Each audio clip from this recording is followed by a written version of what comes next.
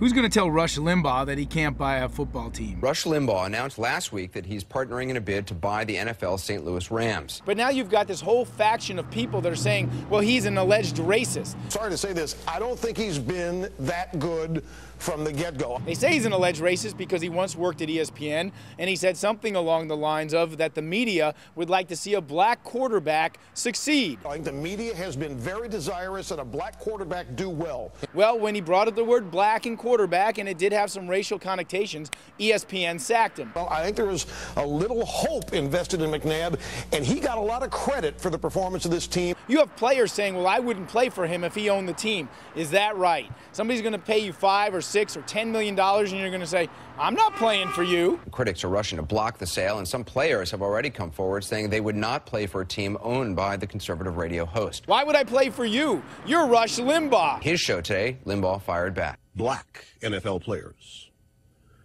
will boycott playing the game if I am an owner in the league, which, of course, is patently absurd.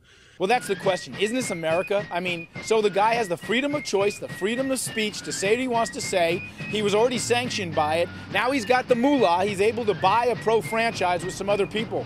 Should he not be allowed to buy a pro franchise? Rush Limbaugh's been divisive and anti-NFL on several occasions with comments about NFL players, including Michael Vick and Donovan McNabb.